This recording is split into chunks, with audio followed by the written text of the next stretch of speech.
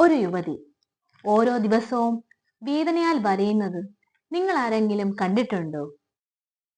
അങ്ങനെ ഒരു അവസ്ഥയിലൂടെ നിങ്ങൾ ആരെങ്കിലും കടന്നു പോയിട്ടുണ്ടോ?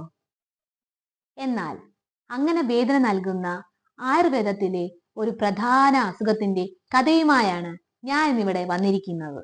അതെ, അതാണ് ആമവാദം. പുണ്യനാടായ നമ്മുടെ ഈ കേരളത്തിൽ പച്ചപ്പും പുഴയും ചേർന്ന് ജീവൻ പകർന്നൊരു ഗ്രാമം.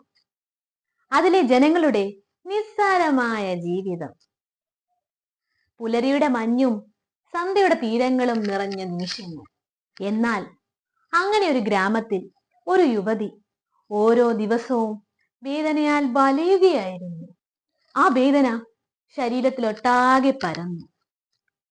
അവളുടെ മുട്ടുകൾ വേദനിച്ചു, കൈകൾ മുറുക്കി നിൽക്കാൻ പോലും കഴിയാതെ വന്നു. പുലർച്ചെ എഴുന്നേക്കാൻ ശ്രമിച്ചാൽ ശരീരം മുഴുവൻ ഭാരം പോലെ തോന്നും.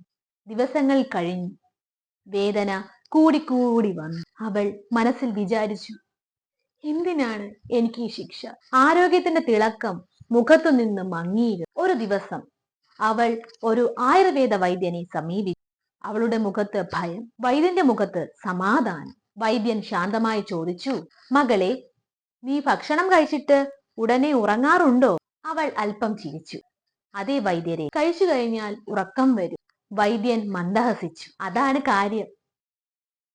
നിന്റെ ശരീരത്തിൽ ആഹാരം പൂർണ്ണമായി ജീർണിക്കാതെ ആമമായി മാറും. ആ ആമം വാതദോഷവുമായി ബന്ധപ്പെട്ട് ഇത്തരം സന്ധിവേദന രൂപപ്പെടുന്നു. ഇത് തന്നെയാണ് ആമവാദം. ആമവാദം ആയുർവേദത്തിൽ പറയുന്ന ഒരു ദുർവ്യാധി.